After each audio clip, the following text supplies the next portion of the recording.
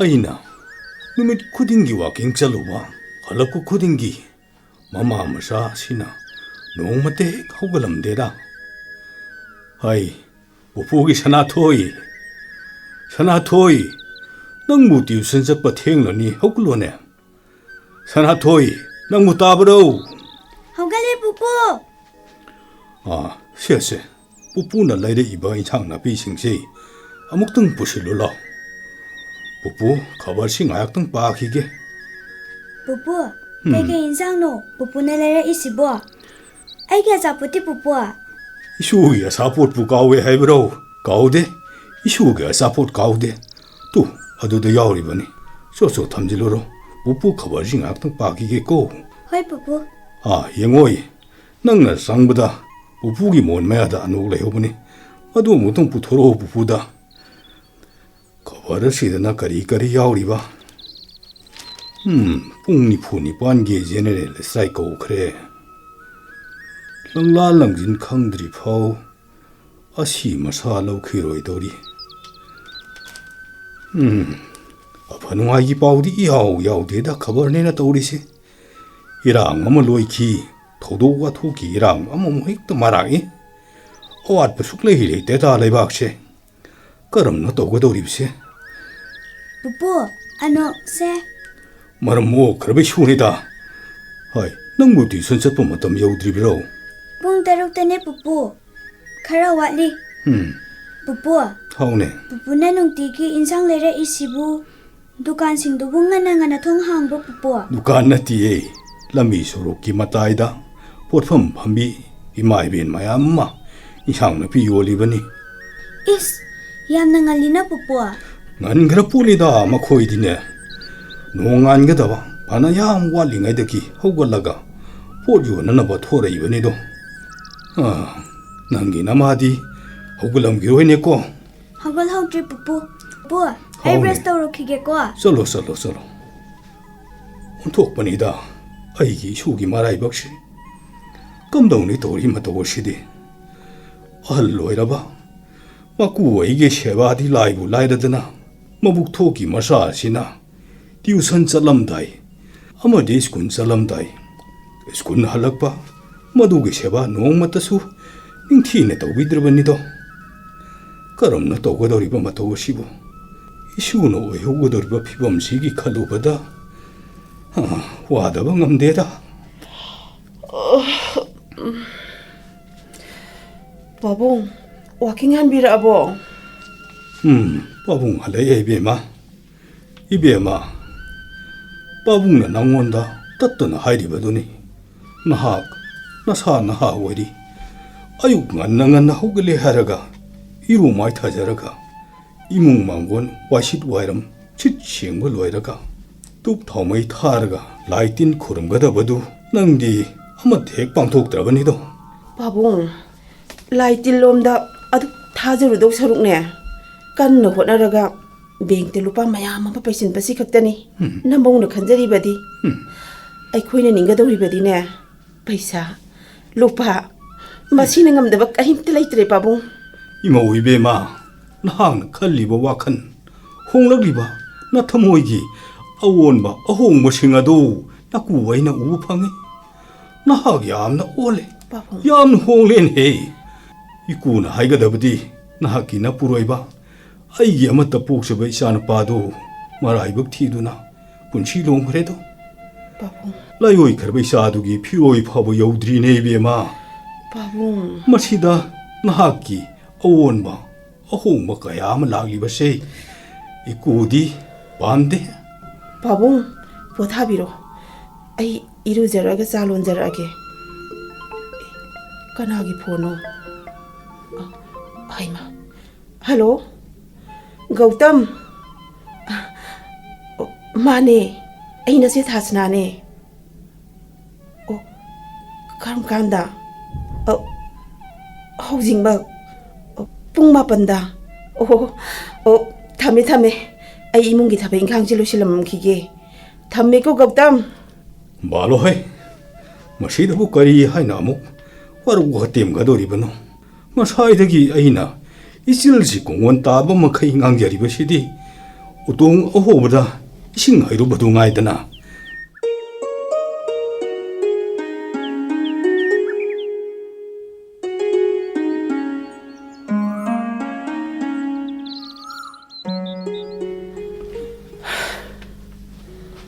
Jaksi thonglamdrabadi huril hanubaduna aibu wawin hek ngangloi dorini pelabani aidi aibungo sanathoi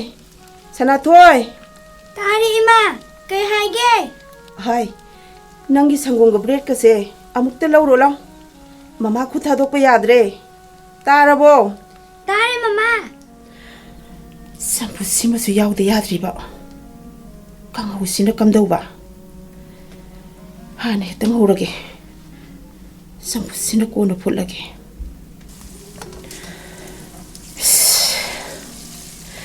ai bunang kidori jala tori sibo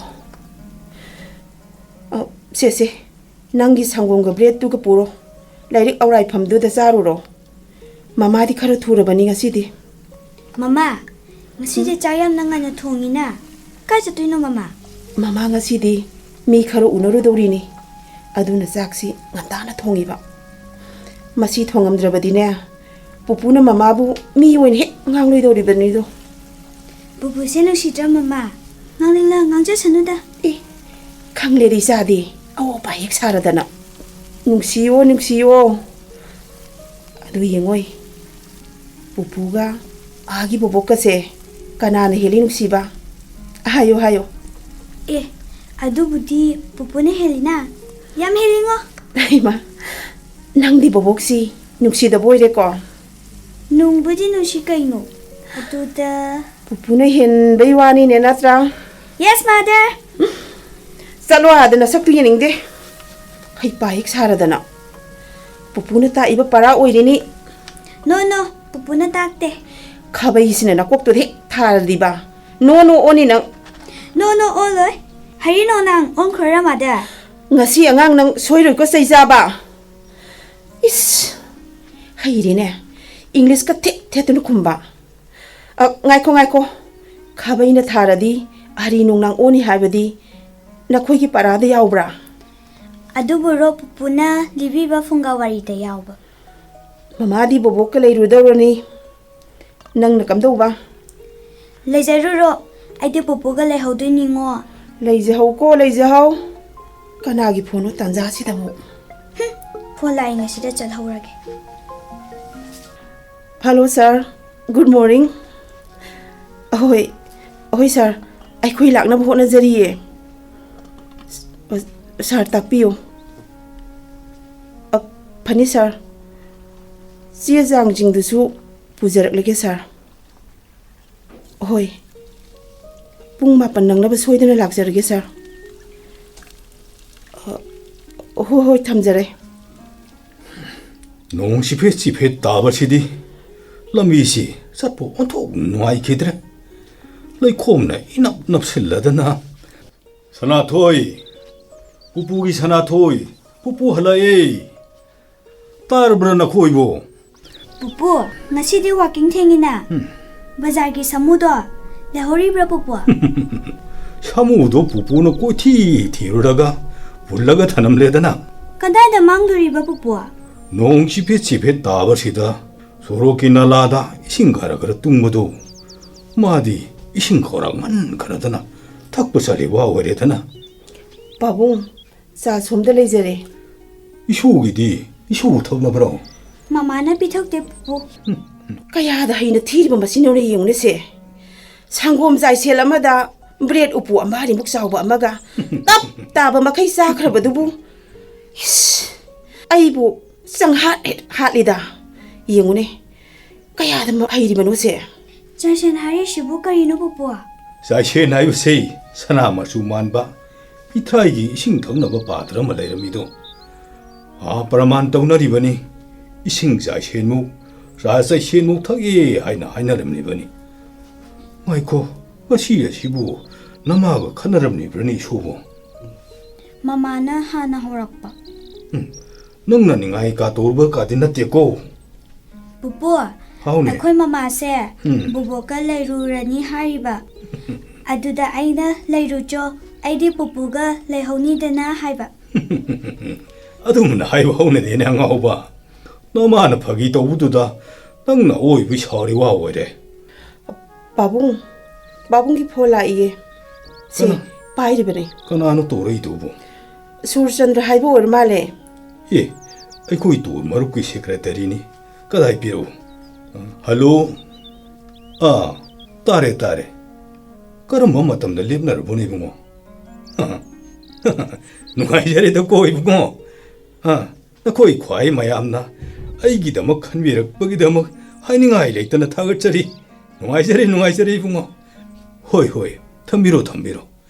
Ibema, sese phone si. Babungna wajarambodu kokle. Hare. Karamba matangino babung. Aikoi lam koi marupna. Lam koi basatpagi matamdo. Isagi phiroi siga matam chana baduda. Babungna phiroi sidangdi loyerga sanna baiduna. Kanna mayamda haijabani. Adubu mayamna su yabire. Phiroi loibaga salle sidana tawribe phone. Babung nuaire. Wai masangde bema. Ai kangurmi bane. Karam tu oni. Pupu. Haune. Pupu hoina lam koi bacha toido. Kayam wali. Akhoi exam loiba matam oiradi. Aisu sake pupu. Isu husaning barane.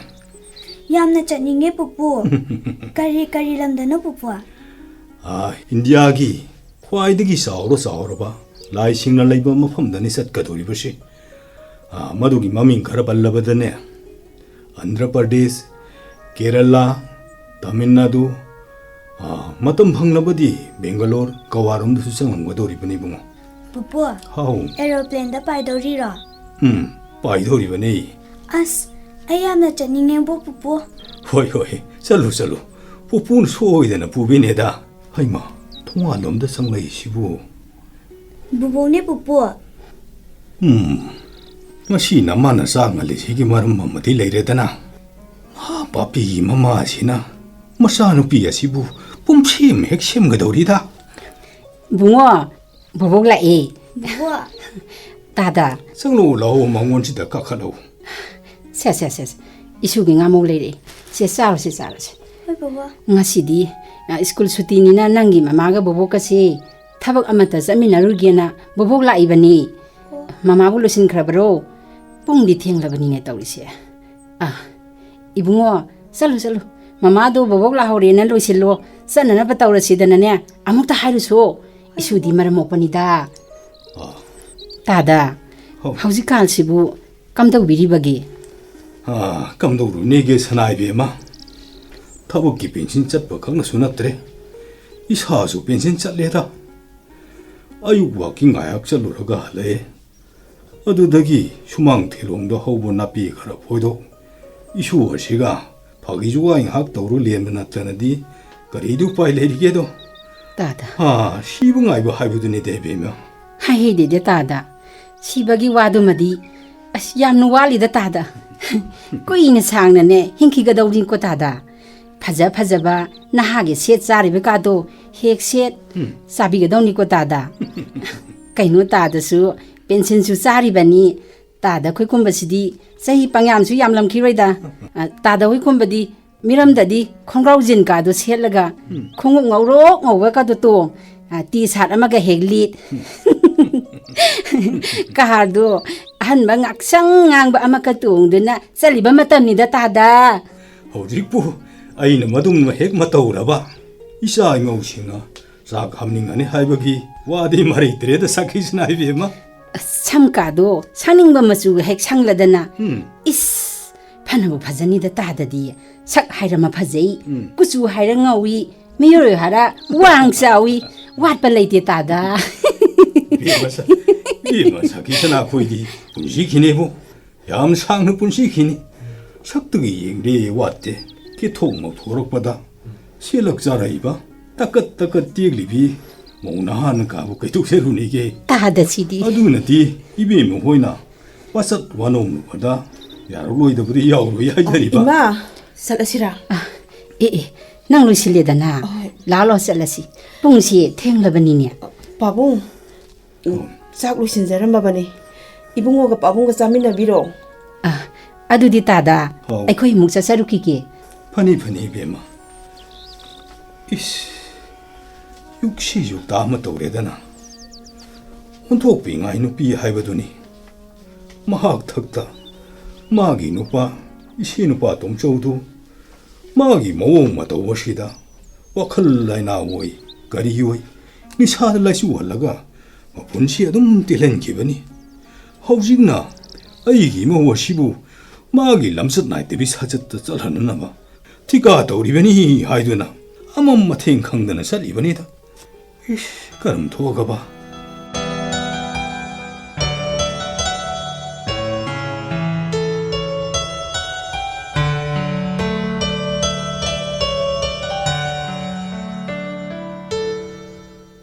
ꯏꯁ ꯀꯌꯥꯗ ꯐꯖꯈ꯭ꯔꯕ ꯌꯨꯝꯅꯣꯅꯦ ꯁꯤ ꯑꯩꯈꯣꯏꯒꯤ ꯂꯝꯗꯝꯁꯤꯗꯕꯨ ꯃꯥꯒꯤ ꯁꯤꯒꯨꯝꯕ ꯌꯨꯝꯁꯤꯕꯨ ꯑꯃꯠꯇ ꯐꯥꯎ ꯎꯖꯗ꯭ꯔꯤꯅꯤ ꯏꯕꯦꯝꯃ ꯁꯨꯃꯥꯡꯒꯤ ꯑꯀꯣꯏꯕꯗ ꯊꯥꯔꯤꯕ ꯂꯩꯁꯤꯡꯁꯤꯅꯒ ꯃꯐꯝ ꯆꯥꯅ ꯆꯥꯅ ꯊꯥꯔꯤꯕ ꯃꯈꯜ ꯃꯊꯦꯜꯒꯤ ꯂꯩꯁꯤꯡꯁꯤꯅ ꯐꯖꯅ ꯁꯥꯠꯂꯤꯕꯅꯣꯅꯤ ꯐꯖꯗ꯭ꯔꯅꯤ ꯏꯕꯦꯝꯃ ꯏꯃꯥ ꯅꯪ ꯂꯩ ꯌꯦꯡꯕ꯭ꯔꯥꯕꯨ ꯈꯨꯗꯤ ꯊꯤꯖꯤꯟꯖꯅꯤꯀꯣ ꯏꯁ ꯐꯖꯈ꯭ꯔꯦꯗ ꯀꯣ ꯌꯥꯔꯤꯕ ꯏꯃꯥ ꯃꯤ ꯊꯣꯔꯛꯑꯅꯤ ꯍꯥꯏꯕꯅꯤ 이심씨 거의 락비잖아. 랭신비로.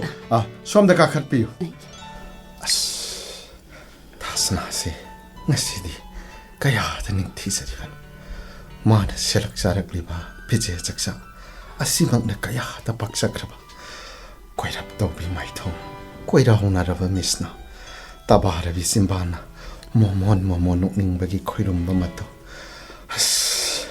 좀 필요한 온통을 싸그래다 ꯌꯦꯡꯂꯨꯕꯗ ꯑꯋꯥꯠꯄ ꯑꯃꯠꯇꯁꯨ ꯌꯥꯎꯗꯦ 이붕어 사역이 오이람리바 윰시디 타이너기 닝ꯊꯧꯒꯤ ꯌꯨꯝꯗꯨꯕꯨ ꯁꯨꯃꯥꯏꯅꯕꯨ ꯐꯖꯔꯝꯒꯗ꯭ꯔꯅꯦ ꯌꯦꯡꯕꯒꯤ ꯄꯦꯟꯕꯕꯨ ꯅꯥꯏꯗꯦꯅꯦ 이심씨는 ꯄꯪꯊꯥ ꯊꯥꯒꯦ ꯄꯦꯒ꯭ꯔꯦ ꯁꯦꯟꯗꯟꯗꯣ ꯌꯥꯎꯖꯁꯅꯨ ꯍꯦꯛꯇ ꯆꯪꯕꯤꯔꯛꯑꯣ 야니다 ꯁꯣꯝꯗ ꯐꯝꯕꯤꯌꯨ ꯂꯦꯡꯁꯤꯟꯕꯤꯌꯨ 야니 ꯁꯥꯔ ꯑꯩꯈꯣꯏꯒꯤ ꯗꯣꯀꯨꯃꯦꯟꯁꯤꯡꯗꯣ ꯄꯨꯖꯔꯛꯂꯦ ꯁꯣꯝꯗ ꯄꯤꯔꯛꯑꯣ ꯁꯥꯔ ꯁꯣꯝꯗ ꯂꯩꯖꯔꯦ ꯁꯥꯔ ꯑꯩꯈꯣꯏ ꯕꯤꯜꯗꯨꯕꯨ ꯊꯕꯛꯇꯨꯕꯨ ꯂꯣꯏꯁꯤꯟꯕꯤꯈ꯭ꯔꯕ 이심씨야 ꯂꯣꯏꯔꯦ ꯍꯥꯏꯕꯗꯨꯅꯤ ꯁꯥꯔ ꯄ꯭ꯂꯁꯇꯔ ꯇꯧꯕꯗꯨꯗ ꯈꯖꯤꯛꯇꯪꯗꯤ ꯋꯥꯠꯂꯤ ꯉꯁꯤ ꯍꯌꯦꯡꯁꯤ ꯀꯥꯗꯤ ꯂꯣꯏꯕꯁꯨ ꯌꯥꯔꯦꯅ ꯏꯕꯦꯝꯃ ꯂꯣꯏꯔꯅꯤ ꯁꯥꯔ ꯃꯤꯁꯇ꯭ꯔꯤꯁꯤꯡꯗꯨꯁꯨ ꯌꯥꯝꯅ ꯀꯟꯅ ꯍꯣꯠꯅꯖꯔꯤ ꯀꯝꯄ꯭ꯂꯤꯁꯟ ꯔꯤꯄꯣꯔꯠꯇꯨꯗꯤ ꯊꯥꯒꯠꯄꯤꯈ꯭ꯔꯕ 이심씨야 ꯊꯥꯒꯠꯆꯈ꯭ꯔꯦ ꯁꯥꯍꯦꯕ ꯌꯥꯔꯤꯕ ꯃꯈꯩ ꯌꯥꯝꯅ ꯊꯨꯅ ꯂꯧꯊꯣꯛꯅꯅꯕ ꯑꯩ ꯁꯤꯟꯖꯔꯛꯑꯒꯦ 이심씨 ꯐꯅꯤ ꯃꯗꯨꯒꯤꯗꯃꯛꯇ ꯊꯣꯏꯅ ꯋꯥꯕꯤꯔꯨꯔꯒꯅꯨꯗ 이심씨 ꯀꯔꯤ ꯍꯥꯏꯒꯦ ꯊꯥꯁꯅꯥ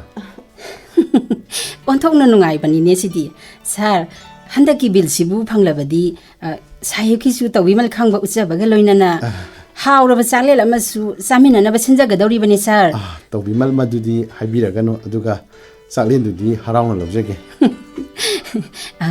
ꯈꯪꯖꯅꯤꯡꯕ ꯑꯃꯅ ꯁꯥꯔꯒ ꯃꯤꯅꯤꯁꯇꯔ ꯈꯥꯒꯦꯝꯕꯒ ꯑꯁꯨꯛ ꯂꯨꯅ ꯂꯣꯏꯅꯔꯤꯕꯁꯤꯕꯨ ꯍꯥꯏꯕꯗꯤ ꯈꯨꯠ ꯌꯦꯠꯀ ꯑꯣꯏꯕꯗꯧꯅ ꯍꯦꯛ ꯎꯖꯕ ꯍꯪꯕ ꯌꯥꯏ ꯏꯆꯦꯝꯁꯤꯗ ꯅꯠꯇꯦ ꯃꯤ ꯈ꯭ꯋꯥꯏꯅꯁꯨ ꯍꯪꯅꯩ ꯃꯇꯝ ꯑꯃꯗ ꯋꯥꯛꯁ ꯗꯤꯄꯥꯔꯠꯃꯦꯟꯒꯤ ꯑꯩꯅ ꯑꯦꯖꯨꯀꯦꯇꯤꯚ ꯏꯟꯖꯤꯅꯤꯌꯥꯔ ꯑꯣꯏꯕ ꯃꯍꯥꯛꯅ ꯆꯤꯐ ꯏꯟꯖꯤꯅꯤꯌꯥꯔ ꯑꯣꯏꯕ ꯌꯥꯝꯅ ꯂꯨꯅ ꯇꯤꯟꯅꯩ ꯑꯗꯨꯗꯒꯤ ꯑꯩ ꯚꯣꯠ ꯂꯦꯞꯂꯦ ꯀꯥꯔꯦ ꯂꯥꯏꯕꯛ ꯐꯕ ꯍꯥꯏꯕ ꯇꯥꯔꯦ ꯏꯆꯦꯝꯁꯤ ꯏꯁꯣꯔꯅ ꯆꯥꯟꯕꯤꯕ ꯍꯥꯏꯒꯗ꯭ꯔꯥ ꯋꯥꯛꯁ ꯃꯤꯅꯤꯁꯇꯔꯁꯨ ꯑꯗꯨꯝ ꯑꯣꯏꯔꯦꯗꯅ ꯇꯥꯟ ꯆꯥꯔꯦꯗꯅ ꯑꯗꯨꯗꯤ ꯃꯇꯝ ꯑꯗꯨꯗ ꯑꯩꯈꯣꯏ ꯑꯅꯤ ꯄꯨꯟꯅ ꯊꯕꯛ ꯌꯥꯝ ꯇꯧꯃꯤꯟꯅꯈꯤ ꯊꯤꯀꯥ ꯃꯌꯥꯝ ꯑꯃꯁꯨ ꯄꯤꯈꯤ ꯊꯕꯛꯁꯨ ꯐꯖꯅ ꯊꯤꯀꯥꯗꯥꯔꯁꯤꯡꯗꯨꯅ ꯇꯧꯕꯤꯈꯤ 이심씨야 ꯃꯇꯝꯗꯣ ꯌꯥꯝ ꯅꯨꯡꯉꯥꯏꯈꯤ ꯃꯗꯨꯗꯒꯤꯗꯤ ꯃꯍꯥꯛꯅ ꯄꯦꯟꯁꯤꯟ ꯆꯠꯂꯦ ꯃꯍꯥꯛꯅ ꯄꯦꯟꯁꯤꯟ ꯆꯠꯈꯤꯕꯗꯒꯤ ꯑꯩꯉꯣꯟꯗ ꯚꯣꯠꯁꯤ ꯃꯥ ꯑꯃꯨꯛ ꯂꯦꯞꯂꯒꯦ ꯍꯥꯏꯔꯛꯂꯦ ꯑꯩꯁꯨ ꯌꯥꯅꯗꯨꯅ ꯑꯃꯨꯛ ꯃꯉꯣꯟꯗ ꯚꯣꯠꯇꯣ ꯂꯦꯞꯍꯜꯂꯦ ꯂꯥꯏꯕꯛ ꯐꯕ ꯍꯥꯏꯒꯗ꯭ꯔꯥ ꯃꯥꯁꯨ ꯚꯣꯠꯇꯣ ꯀꯥꯔꯦ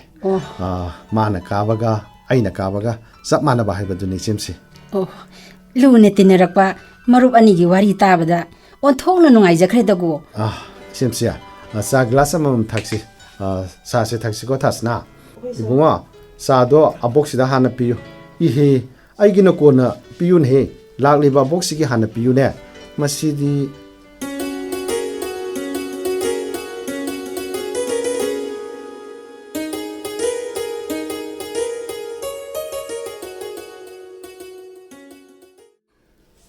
ꯍꯧꯖꯤꯛꯀꯥꯟꯒꯤ ꯗꯦꯕ ꯀꯔꯃ ꯂꯨꯍꯣꯡ ꯈꯣꯡꯗꯣꯡꯕꯁꯤꯗꯤ ꯄꯨꯔꯥ ꯑꯉꯛꯄ ꯍꯥꯏꯕꯗꯨ ꯑꯣꯏꯔꯦ ꯄꯂꯥꯗꯕꯨ ꯊꯥꯅꯔꯤꯕ ꯄꯩꯁꯥ ꯃꯌꯥꯝ ꯑꯁꯤꯕꯨ ꯎꯗ ꯄꯥꯟꯕ ꯎꯅꯥ ꯋꯥꯅꯥꯗꯨ ꯉꯥꯏꯈ꯭ꯔꯦꯅꯦ Zoro zoro zoro hekta saithana kharaba. Aduga babu mamai singdasu pangtha thanai. Ish angakpuyu haibado oire. Tolisi wongse leirumliba batol mayamsina kana gi thodu wathokino. Khangdreda pohin jaging mayamsin tawgadabasi. Imung asidi sairumliba mawong matawsidi unthokpanida. Mi leitabo sab hek manare se. Imong nena leiribasina maming tamangaire. Mamai bi majagat aphawiduga nungan badagi satminakibuduna numit tabu phawbu haloi do bani se. Unthokpa bekara mo wairaba. Ishugi ngamoksina upu mathagasi thambirage. Madi tuition chalamani ne. Tonganda karma khamlaga kumtharai sibu imouga mamagani ne. Hey, namai bim aina kapati andabu soiba hauna bro. Laibak sigi asaw sang phamnai ba singse namma aigi khudon bidane leira gane loina pugedana. Khangi yari sima. Toklo yum yorobane haiba. Hai, imana tatana haibado paisa mayama tansi haribadine. Namana sa aigi naktane nama aigi yumdane leiba taba. Mafamsida imana ngayak leitana nangbu haurabase. Ima migi mamangda ikai. O nakubongna sune ubadane bhaba makhan khini haiba. Pang thore to ima. Tada. Bema. Tada bu pungya lo phaijomro karum sapirubano. Sanai bema. Tada. Luhong mamaga sorasu yauribani saluribisi. Linkalo phomsi lao. Sanai bema khoina kadomda sapiruba. Nasal Leikolnungshida lauba thabak mafam ama ani dangdo. Minister ga yaurga yengba sasarubane tada. Fai. Ima babung ga wari ngahaktang tobirangko. Ai phi hongdoklaga sa simlage. Hai, khara thurau ko. Ima thengkhini ko. Hoi. Bema mantri gi school chinga satmina bodu. Thongna nungairamgani da. Onthokna nungai khre tada. Adugi su mathakta Aikhoina sajariba thong oiro lambi oiro mantri na ka yare phajare ka haibirak pasina ne amuk ka hena nungai jariba ne tada. Hey, honabi. Karida praman tauruni tada. Handakti aikhoi mantri sayabna isanupi Thasana gi oina saw kraba helungi project amasu pibire. Is saw kraba project ni ko tada. Yam kraba senphamni tada. Taraiba thabakti nate ta ko. Fai, honabi. Aduda aina sanai bemada ngasi wafam amadi hainingido. Hekta takpiu tada. Masida ibemana waro pulobadi tawinu ko ibema. Tada. Ibemagi sanupi aigi mause sanupadu maraibak thiduna accident da laikhidre. Isadu su sarkar gi thabuk masama tawjarammanina imausina pension sa horedo. Tada. Aduga maku oriba aishu school gi uza ma oiramani hojik aishu penjin sari banido maram maduna hojik imung asida shen thumgi bu oiro sana thana bagi oiro awat pa thoina laitabra khanjei doi bema Hoi tada.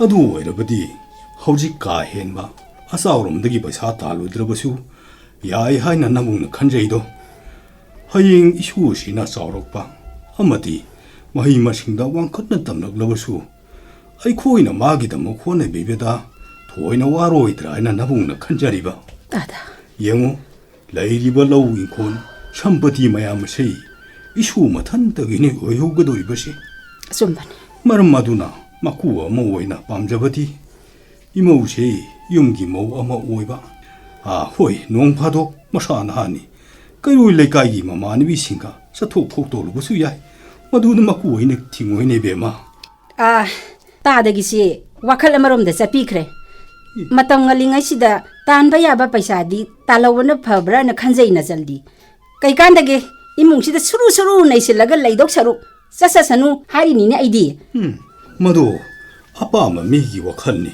nabungdi pamde imungna sathokhrabani imungi sairiba lamtu wasit wairem phawba aina silaibani do namit taba phawba halaktre mausina 이몽기 뚝 더모이 타버수 아이나 마다래 빅리베 슈어시게 세바 파오바 아이나 또 비르리베네 베마 따다 아수엄다나 이모워시나 마섬마나 앙앙바 아상바 상질레 자자기 비질레 띵클레베니도 잉아이 베마 이모기 홍리 발리차 찾아 칭시 마쿠 밤제테 마마이 베마나 카라 워티 마닝이도 마푸로 여기 피로 여우드리네 사나이 베마 이씨 따대기 와팜시디 빠붕나 하이비리시나디 아이부 이용시기 마카데 숭레이 레이터바도나 강비라다나 이마 사탁세 빠붕기수 시대 레이저레 이베마 타스나 이마나 마팜시다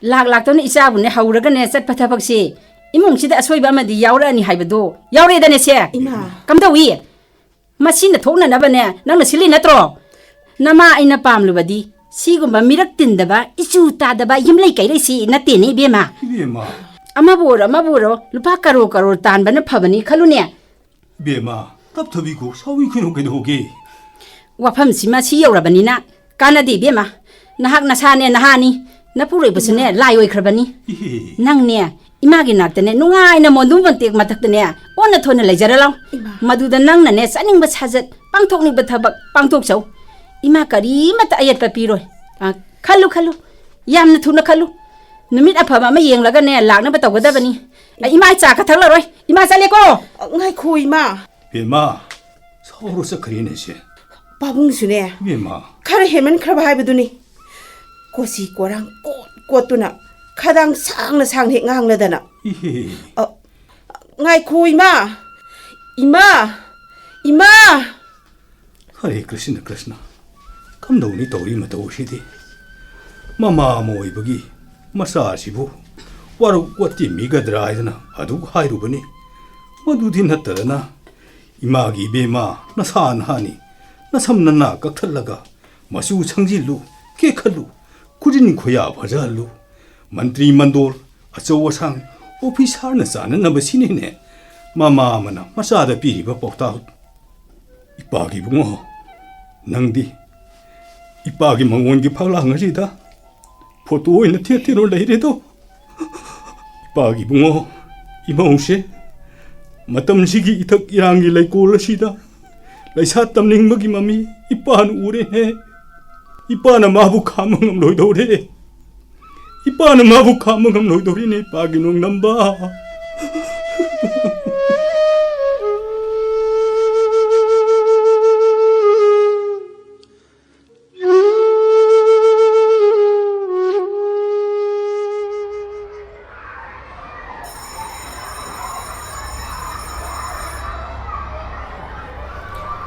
Bema laoni mapangi waiting sia sida phamlaga ngairurasi suti thagadaba kayang wali haige ahanda kisina roiba class ne kuira roi deima ngasagi wajagi harpadubu boarding changbagi matam du bema kaidongoi degi no harpadubo changbagi budi hekti yare na hare langgadaba mapot masai langbi badugi wa khaktani deima adugi wa oire adudi hayeng bazar da ko hisalaga leiruraga loiredana imane nangi nanakta toina lakpasi ima yamna ikai naku woki mawong matawne karine ima yamna hainadra bazani da nangna khaliba holiba sordo ima khangi uine nang ima gi nakta ne halakna ba tawko ima masi wafamse khara tapna khanasida angang mapagi phiroi ge loiraga kona khanarisi ima 빠붕시 아우직 막기 오이나디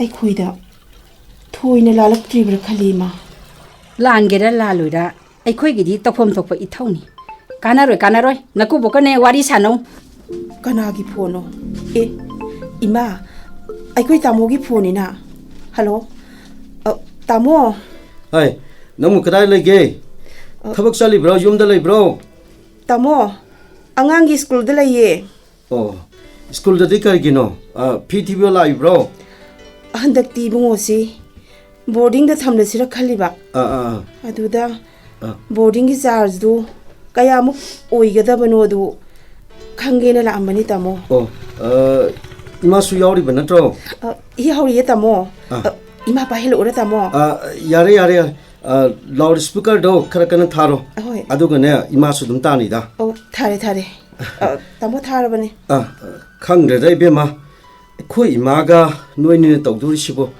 ai dine wakhal ga mata ta re koi be ma haira dongi magi hongna bi ibungo si boarding da thambana khara phagadra khanduna hoine boarding da thamba bu dine kari gi pharoi da ge boarding da thamba adu wera badi ma mahan du gi cha khara cha gera cha roi da thongbiram laga ima ga nang da thika tawri bani haiduna ne maning tamna koi pai pai ra na to ha masi na to na khoina pam ni do ha na khoi ga apam do dum pang tho ko as muthat lo ne nang wa taning da man na ri ne ai bo ima di taning lo ye aduna thajada ingi tawri bana to ha ibungo ima tawde ima ne isa na ngang du da ima ingit amata tawde ko isu singdi ana hayek di yawde ko yawde ma isu singdo makok phawok siktaba oyu bobong na tam lai khara tambi ko ibungo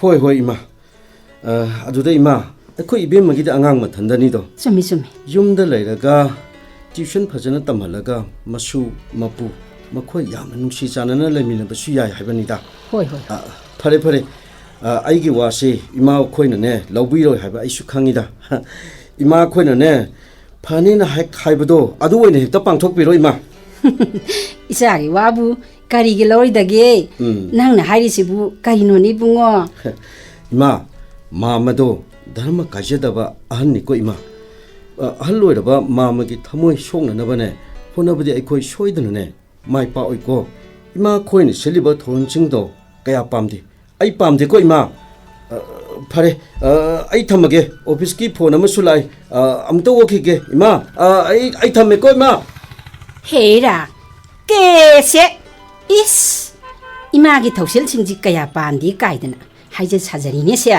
natte masu magi nupi imau nupi duna khudon bida ungla ga puri natro nati bema nangsu khumune ima karino anana maduna nabung debu laira ga puri natro is mana aibu manem aina phatabiga na tahalena makhoina aibu kauthoklaga thamliba natran he phare seima khangde imana lekhiba phire dine khakhong loi ko nang yamna thuna ne naku ko wari sanau nang yam thuna imagi nakdana legedabani ko nang muna khalu nang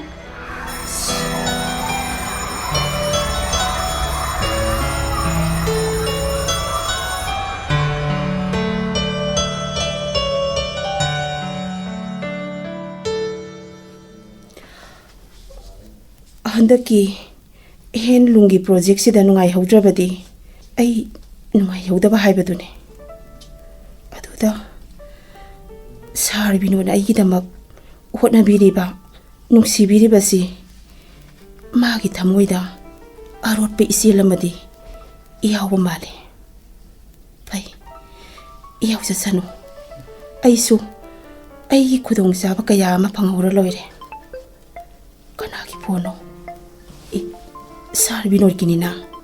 Hello sir. Good morning. Good morning Thasana.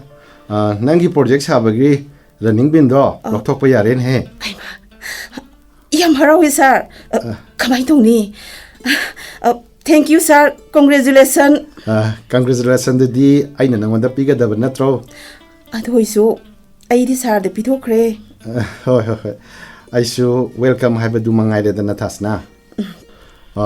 aina nangwanda haining badi project sida sanga doriba haibadi raw material jot cement onthong na yam kre sanga doriba si tapio masi mayam si masit lobagi mahuta gwati da aigi lofam ama lei hoi maduda punna lawna na ba tawrasira na aina nangwanda ningsing leiba maduni hena phani sir masida sanga da ba statement to di yes oga tanaraga madugi che puraga gwati da ekhoi ani chalura sira na aina nangwanda ningsing jaraiba ai bu sir kedore kuiroi no manung thelama kha ki khongchani da dukan du da ekhoina logodoriba potuga che duga paisa kharaga jama toronga dam khaktani mana adum tharaka dorabani chatpasune asidagi ayuki pung 10 gi flight chakadabani halakpana pung ani da halakadabani kuigadaba matam natiye khutakta dum halakadabani nangbu kari khali bage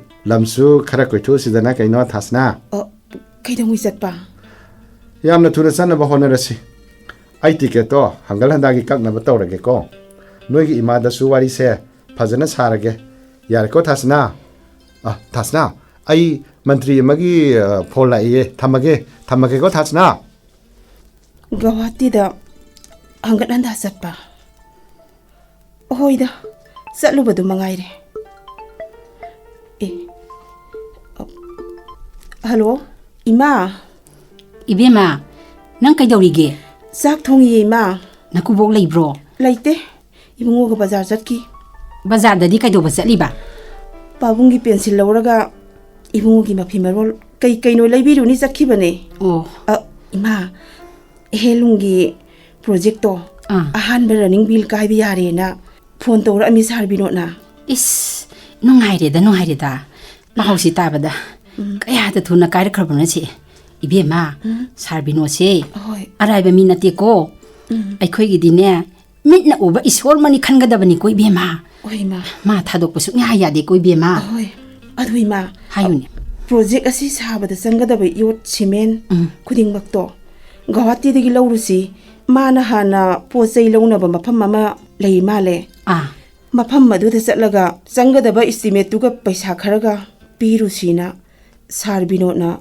phone tawrame chatpadu dane aisu yaurusi haidi kamai tawdoi ma yam phaina kaino samina rusu madune hena phaine nang sune namina na singanaba salu isa sidi kaidongai ka sasi harkene yam thurmale ma ticket kaklurani ga supalam khibane handaki matang sidane isagi nungai ho haibado oigadori mali apangbi yang khraba paisa ni ko la kadori bado ngai khoibe ma nangu napabanga wari sanara bro sanare kari ka di haire i chalo na hara harauna ka di haira mo harakte kamaina nungai doino deima khalu badai su nungai te pabungdo yam to kappe ai da magdadi thoina khalamoy masu asigi khalubada pabungse wakhal laina oigadori bane madudi masana tabani ne laibu laiminaram labadi sa san phawba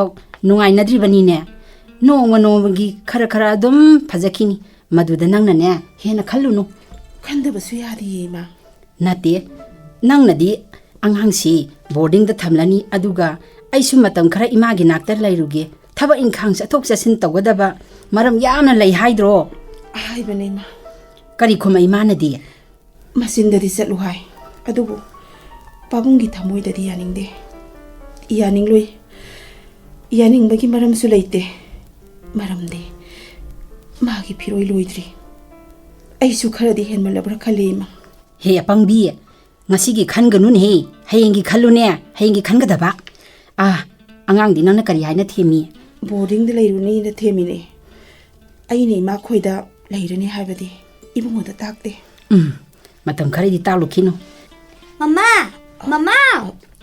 ai khoila ima ai phone thamage ibungo hala phare ima chu thamage ko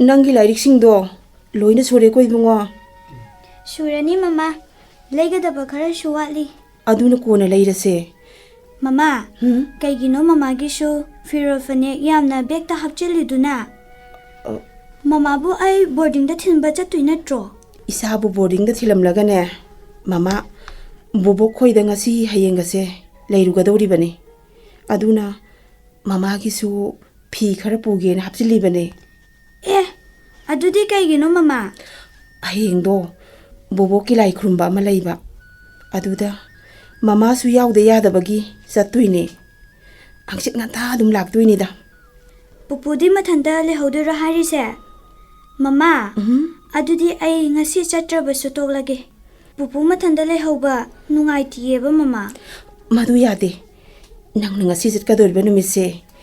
Mai ba panjina pungpham yenglaga piri bani. Chatta ba yade ibungo. Is pupu mathanda lehaudori ba. Mama nu pupu da hanglabane. Yani chatlo na hairabani. Se thenglani.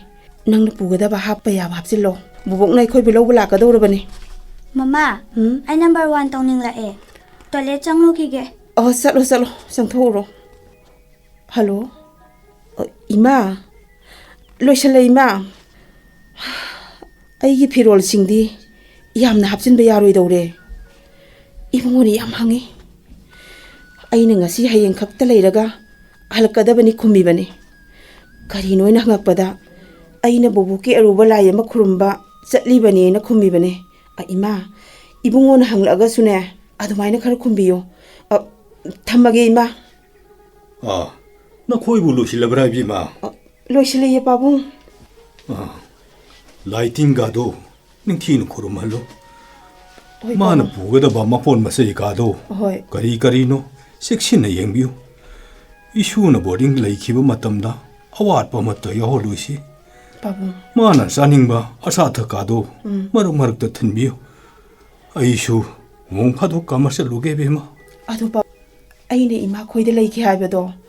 Madu khaktangdi ibungo da khangan biganu ko babung. Bema aigi punsida oidaba minam mangang ba hairaktri. Babung. Handak issue gi mafamda mapu oina chauna minam labani. Babung. Imo bema. Babung. Handak na ki khongthang ase khara ta mali ne. Babung. Sat kadaba leiraba na ki khongthang ni iku khangdaba na te ko. Sat kadaba mareiraba su na puroi bagi piro istang do silaga salabadi. Laibak miya mangda lemna na khongdo thangada bani. Adubu madu na hang ohendren he moi bema. Babung. Piro yorum daidu da laki babung. Yengo chau khraba yum masida naku ithanta lehog dori bani. Isu saktam su oba phangdaba. Kanamag su wari watai sanaba phangdana lehog dori bani ne. Nang dharma lemande to koi moi bema. Angang thor ani babung kapatu tokpiro. Babung na kapatu uraga ne chatlu haibe yararoi. Losilo Ima ko sila amane. Losilo sanaba tawra. Pupu, Haune. aidi loisile. Pazabriengo. Pare isu na pumhe ne heli phajaba. Lao pupu bor pirage. Hoi pupu. Tada nasan su laksari. Sanai bema isu thimba yawbi gi dawri bera. Hoi tada. Phai ibema sakhi. Tada Tada ngasi hajagadabadi. Imo gi su ga se ngasi di inakta gi lapthok ka dawre do. Isu gi di mapu aingonda rauraba hak leiri. Aduga imo si di mama oiba nangonda sinarabani. Apha phata daita mama nang ojero. Yai pha bangak to oisanoda. isu ama lairabanina tanna thanabasu yararoidu tada. Mama aigi nakta lairabasu tadagi nakta bu lairabasu imauni khanbiyu.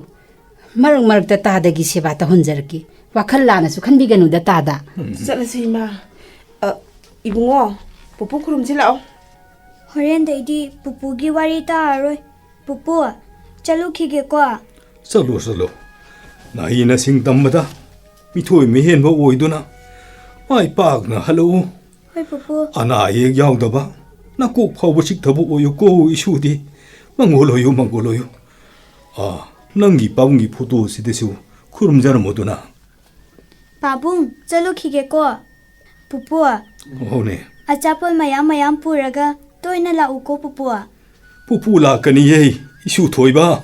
Pupu la kani.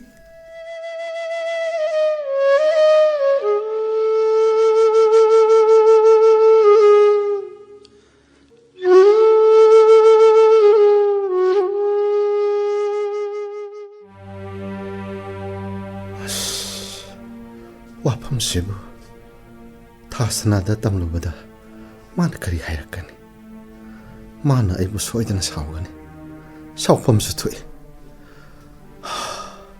Mama Ibemna kari hairakadaba.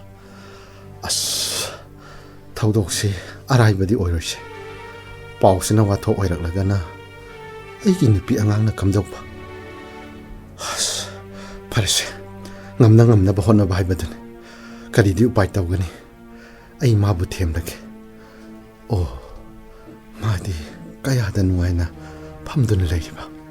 Sar lakpire. Ai di gold drink ama thakle. Sar so ama thakpigera. Haksang di am jokthana ure. Thasana ai kari mata chaning thakningde. Nata yamna sadaba thawdo ama oirine Thasana. Kaido biyawge sir. Ai khoina hojik tonggadaba flight to cancel tawkre. Kamduni adude. Hojik akoi kamai tawdeino sir. Madubu asengbu oirabro sir. Asengbane VIP singi emergency oiba khara yawba mal. Maram maduna Delhi to Imphal pairagani Guwahati tararoi hairiba. Thasana Guwahati dagi Imphal thokadaba akhoi kharasi kamaina tawsigena mathang manau paulona duna khanabane. Adubu upai amata leitrine Thasana. Adudi sir makhada chatkibadi. Makhada chatlabasu ngasi hayeng yawgadaba nate Thasana. Tangai phadana akhoi Guwahati sida ngasi sima leirasi yumdasu ai pau pikrage Thasana. Sir masigi thaudoksi aibu mina phajana ngangna pham karisu oidre. Thasana Aigi matause ai taseng haipam khang.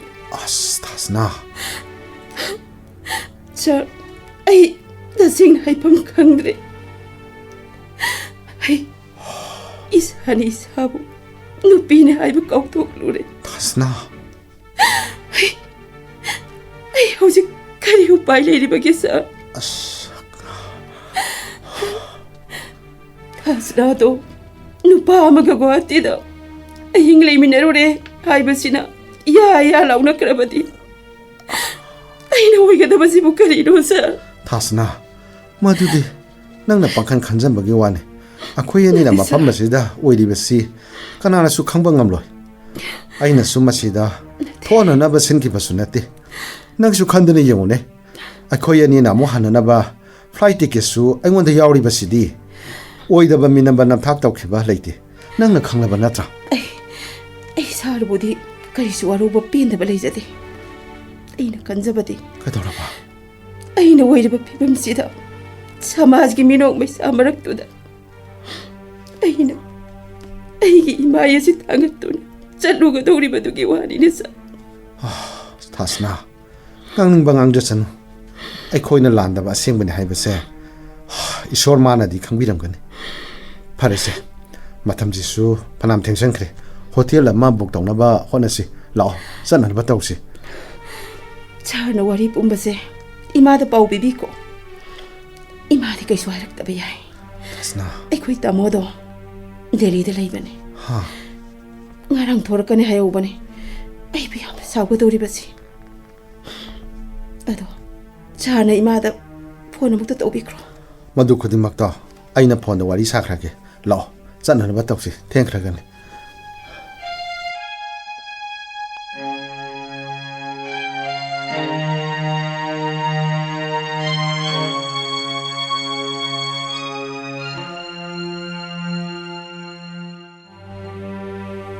Ibema karino noi tawri basibo somda di wa thokle nang tamogi masing nang khangli natro Ima nang hek halakpaga na khong na khut loina kaktat kani sanglak pasu yaroina mai hoba makai saurga leiribani ima nati nongmudi tangai phadre humni marini sujilaklo basidabu kanana saurodebagi marambu leibage masi pumba imana thon ba ngakdani daita pumba imana pugadabani makhoi amata yaure haina laikhrene bema handak nang na tawriba matawsi nama ibu changhal haliba natron he chibo ina ru ima thoki ba thaudoksina natro.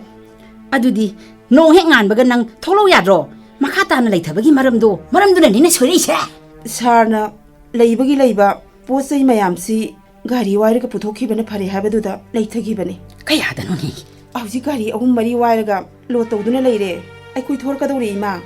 is kaya da nungai na ngang liba no ne natti Nang busida halaglaga, nang na lairagada ba yumsibu, kaday dono ba? Ha? Ima. Kalo ne? Nang na changlagadori ba yumsibu, kaday dono ba? Kalo! Nakoy ani, hauzik phibam amada laire. Man nakoy ani gi yum panbagi lambida changsilabani haiba, ima khangdaba nati. Ima khangi. Mase ima khaktagi wa nati. Mi loina khangnarabani. Masigi horokpamdi. Iman hakni. Imana sinkiba thokchil ngakta natro. Chibu ai khaktagi iralu ima. Is, kaya da non hise. Mana ngali singje, aje pransi prok he chai dako. Ai se, kanadi. Bino sai hepto, haujiti pangsin magi matam oidre. Magi chune, yomda pau phi ko hayu. Haujiti ne, na khoina oigadori basi karino. Na khoi kadai da legani, yomdu da pusin gadori bra, kadai da legadori. Som da sunabung na pau kane, halakpa yaru hari bani ko. Masi pumnamak nama aina daita pugadabani haiduna laikhraba. Na khoi ani munataw. Na khoi na phagani haibado, sathau. Nama aingonda dine kari mata hairakanu. Ima thame ko. Is kamdau ni sidi.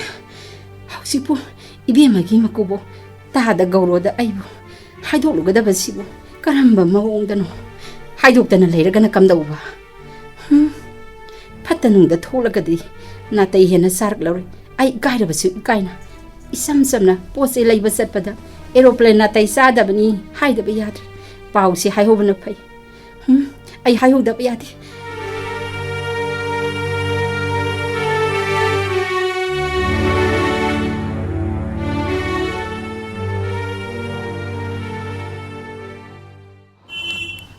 Pare, machine wai changle. Ticket ki mamanbu on thori yam namle. Hanadi khajik ta maw hoiramani. Aida matam gi haiduni. Ayu hoji ishun lai go iskon phauchat pasibo.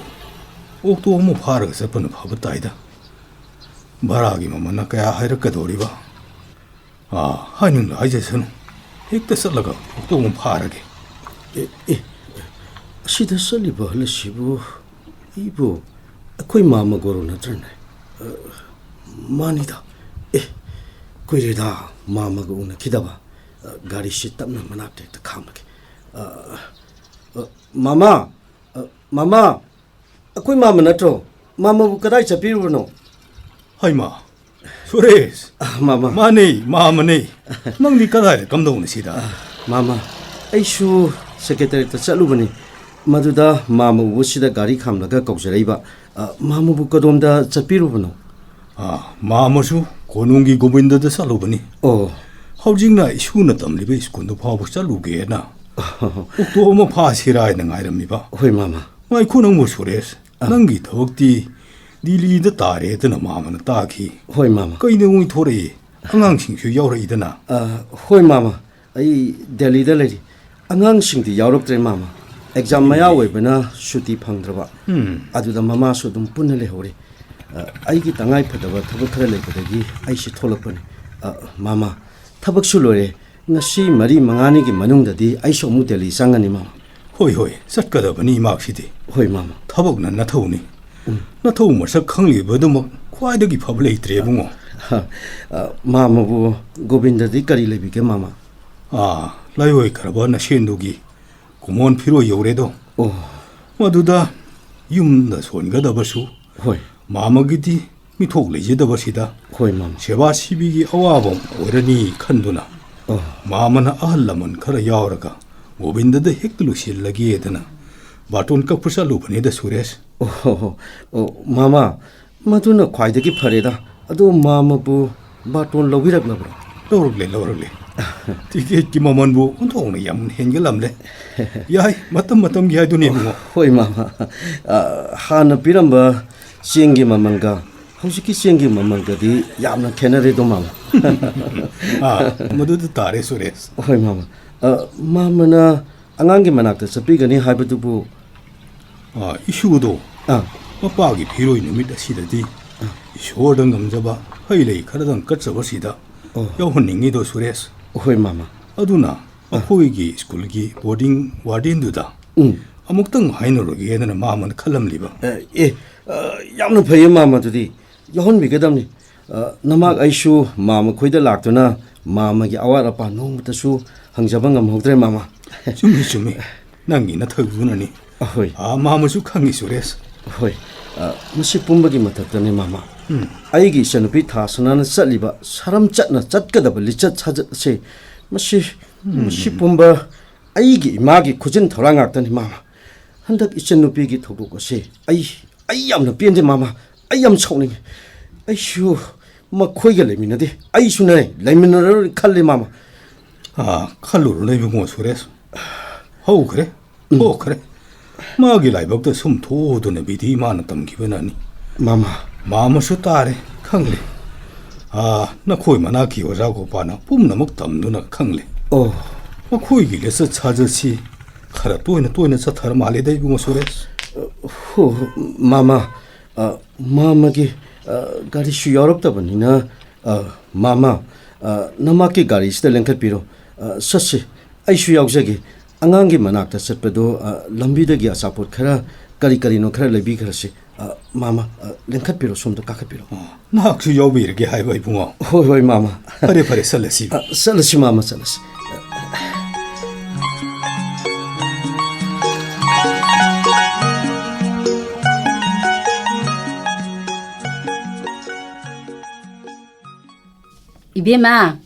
Ibema Thasana. Ima. Nangi sadubu loidribaro. Ima thenglene. Loide puthoragi ima. Hai. Nahan gisi chang yawa file sing. Puro. Ima sadu mathalaga sakhige tawbanida. Hai, che chang sing do siro. Ang mane. Binoti kadai de leramni haigi. Office te lerunge haibane. Nangna angangi boarding da salubadi unarakprane. Mapuna phiroi ne na pukhiramle. Waden de numit inigi suti ne remesu hai. Phiroisina hangsi tariba. Lai de kaluna bahaira. Kari no khara mari siluko. Govinda da soni haibanina khara makai di sapharani. Aikhoina su hangludre, makhoina su hairaktre. Khangdre be ma tawgadawsi. Satri kadai salure kari amu. Imadi ne budhi kase mamle dai be ma. Govinda da sonba oirabadi. Sak su misingi oirini. Aikhoina kamdawba. Toke to si dai be ma. Khallubada imane ikainungsi yanagadawba oidaw malida. Chattana tokpadi kadaidagi phadoino ima. Aigidi atadaini ni ima. Adudani ne imani ikainungsi yanagadawri base. Ima. Masi punma makanana thohali. Nate masi pumba kanana thohan bano. Ima. Nang nagawati da naminini humni binod kan nakhoi ani leithoklure. Hala adi magi matungda adum inakro yadro. Somdadi leikaina su wa ngangnare. Leikai da nati nakuboka oza ominarakpa mamanaba ama aikhoi yumthangnaba sidane tamduna taramani. Adugisu mathakta Nabung asisu aikhoiga punnan leiroidana mathanta tongana leiridana nabung asina tongana leiribagi maramdine nangsu khangedana nahakne yum asida changan ba yaroi haibata natana nama aibusu yum sigi manungda leiganona aikhoi ani punna tanthokliba natro nabung asigi wata dana nama aina ngamledana nangbu pusinduna leibagi ma tongana leiri natro ima wasi yamna ngangnarugi thoina kanaba leiro ai hayamak deli salani amukhana yummasida ai yummasida halake su khandre laksu laklaro karigumba aina laklaba su tongan bam pham amadane hinkhol ama leiragane ai leige habse ai gi chapchabi aripani ima ibungo nang amukta di khanthakkoda leiri bache nangi kanano nangi iremkha nasanupi natran he mana phana yamna lamen tu hen lambi da salura basu nasal su he thatolo si hari bran he chum hat padati ima chumna hat padati madi nei hingna phungmadam nei ma kaya tanu mana charam chatpa miyamna tukutchana balam chat sajat ache mak masagi di khudong chaba phangam ya adubu mabung ri ai gi kairoi lekai mamang sidane ai mai je thangkatanu chatpa ngamdra haibani ma adubu hauji ai khoi kaidokchi haibani ibungo mina punganga na bagini ne nasanupi ne handa gawati da chaluri base na tawai da balesa saja chatin he makhoi ani hotel gi kada tongan leiri bani ne ima waphandu makhatanu yare to gadi chatpa du ima shu yaurubro ha ima shu yaurubro haiba nacha nupi se nupi ne nupi ima matok karam ne ima na nacha nupi su gadi da chatlo haiduna karam na tharam li bano haiba ne ima nangbo nacha nupi sina khoicha weraga kari gi dam tan ima na khoi chokpi na me chubai ba nacha yam pinte ima salan zakre tabo nasal mo muktinga piure tabo ngakpi ba sigmali sase nasal mo kana tawjana roye tabo 나 살바 목탕학 비우가 받고. 따닝대 정찰하가노. 놈이 우만고 노이비는 코름나가 깝친내라가 핵도 야그다고 미에도 아이쇼.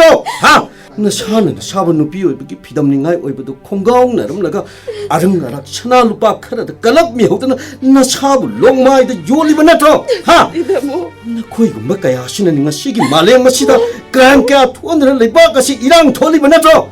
아이. 낭놈바 누비나 코이 싱신하네 쿠나의 수레 카타 할리버세 나 코이나 나트로. 하. 나 코이나 나트로 나 뺀니브라 해보네. 야래 똑로 이봉어. 좀 이사나 하리버도 아좀 방학더니. 이마 마마 걸어도 양는 놈치 내가 가시다봐 마마네 마수도 아이는 마마다 신어자 그러버려 마분지 수빠 깝나 닝마까이는 마마는 렌가더리버도 아이 영망 암로이네 이마 마수나 라미나라가 마담 카라 행자버도다 누가이나 라이저스 노나 아이나네 아이나 신어란 말이야 아이나 알아보고 아이나 이마다 하이자 그러버려 이마 코이네 좀시다 라이브 따라가디 아이 분식이 왜나네 좀마시다 콩고는 따라고 있고 이마 아이나 하리버시 나 짜나 하리버시는 좀마시다네 아이 아무거나 콩고는 따라 아이 있잖아 이마 있잖아 이마 수레스! 다모.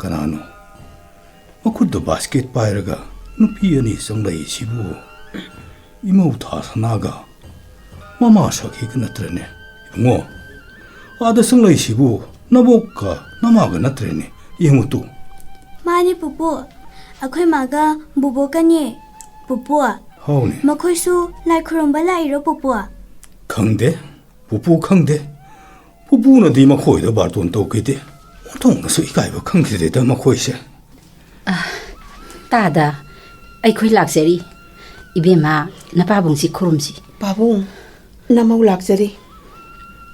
야래 허골로 Mama bubo kano yani su lai khurumba lai ro mama 라 이번에 bubuga akhoi su babagi firoi sonba lai ni ko pupu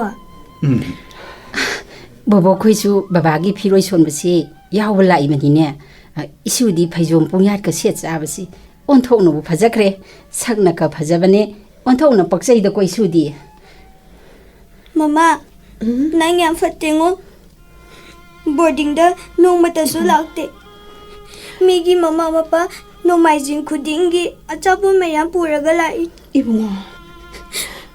pupudi asum lai ko pupu 마마 타박 신도네 락다버네. 시대기디 또이나 라아동네. 낭 아두기다막 마마부 와루리버로. 시시. 라고 마마 밤비게. pambinu kaisu 이봉어. 따다 하이라 아톰 하우카라 보레이시부 바몬데 비루가다 감다우니 따다 Ibema Sakhisana Dadagi aningba pamba wa phamma na khoida phongdoke 따다 Dadadi haiki bawa ningki bawa kan hongkhidri hongsu honglaroi mamang thakta aina imau Thasanada kayarak hanan haikrabani mahak na ha oiri wakhan hongpo yai adubu maduda maku oiriba ayhangna thingloi khamloi madu phano oirabasu mahaki mapuroibagi sahigi kumon phirosidangdi loiraga mabukning olabasu olu maduda maku aina ayaba pigani haikibani adubu yaba kawba leitana mama oiribi sanaibi man puraga satpi khare madugi tungdagi tahidaba paw kaya tabu pangki masibo aikoi maitei samaja sida dharmagi wamuda natrene bema 따다 와팜시부 ngasi maphamsida na khoina puragliba haira athum hausingdo ngasi mapai na ngamjaba khara govinda da haikat laikat tamjaduna pangthok sariba sidadi hapiragunoi bema 따다 na khoina kat kadoriba haira singado layoi khraba ꯑꯩꯒꯤ ꯏꯆꯥꯅꯨꯄꯥꯗꯨ ꯂꯧ ꯍꯥꯏꯕ ꯈꯛ ꯌꯥꯔꯣꯏꯅꯦ ꯏꯕꯦꯝꯃ. ꯃꯄꯥꯒꯤ ꯊꯃꯣꯏꯅ ꯌꯥꯅꯤꯡꯗ꯭ꯔꯕꯗꯨꯕꯨ 이사도나 너무 하이바 야로이네 베마 살로 보크로 나만은 싸게 해라도 뿌려거라 살로 거기 까나무다 마시 싸기 구몬 피로에서도 여위로 그런 베마 바보 나마 울란자 그래 나마 우보 묵등아 피우가 봐 바보 나마 울란자 그래 바보 나마 울란 그래 란바 란다고 유업함도 허직디 허우 그래 로이 그래 베마 나 요이 그라바 나 부로이거도 흉행이다 오이다바 미남바 컵 야자기다 보네 나 시마기 어로이버 구몬 피로이야 시다쇼 오이다바 미남바 아무것도 깎을로이 칸케니 베마 마람마두나 나 바봉와이 후가로라가노 난 뭐이나 이모우도기시오 해놓더나 액복잡이 싸니 칼락을 내렸기만이 아도 봉아 시디 난 아이기 라이벅다 땀남드래 마시다 빠봉 이슈 칸타르로 빠봉기 까이르부터 모이세 하진 미기더리버디 어때 이까나 순났대 아이기 아무튼 하이라바 이슈 사나토이 갑더니네 난 뭉시비라버디 난기나 밤덕이 빠봉 놓고 늦어둔 하자리 이슈 심하던디 낭이나 밤덕이 니저리네 베마 낭이나 밤덕이 니저리네 부부 아이디 난갈래니 마마 아이디 부부가 레하우라니고 이마기 부부 마마가 부부가 레미나루로고 마마 이마기 부부 이마부까리 오이랬으기 마마이 밤 흥들이 이마기 보고 마마이 밤 깡다리 마마이 밤 깡다리 이비마 타사나 낭나 마담 카라 라이오이 카라바 나 부로이바 마디 나 바봉 아이기 사가 이기 만웅다 낭네 딘자람바도 마시 하리바 미쿠 아시다기 나 바봉 아이기 사가 이다기 인토올레 낭 붕아시 바봉이 사가 이기 만웅다기 타도 빌어버니고 바봉 하이비리면 시부까리노 빠져크로 나닝 땀나 바닝 너마 팜다 나 시디 빠봉기 사가이기 만웅다기 나하고 타도 빌어버니 나학 사가이다기 인토올베비 마우니고 이베마 부부기 사나토이 라오 쌍나시 흐로이 도고더리 라오로 쌍나시 마마기 사나토이 낭 마마부 타독방am 라가드라네 이마기 봉고 마마부 까나이익 라갈라 유하이리 마노네 이마기 봉고 이마기 사나토 부부기 와깔다 마마 아이부 빠이자크로 나닝 땀나이리 바도 마마 빠이라로 있고 마마기 농시 토이바 마마기 사나 토이 마마 빠이라로 있고 이마기 붕고 마마가 시디 마마기 타모이세 마롤 토클레 마마기 타모이세 마롤 토클레 마마기 사나 토이 마마기 Thamoi Marol Thoklaba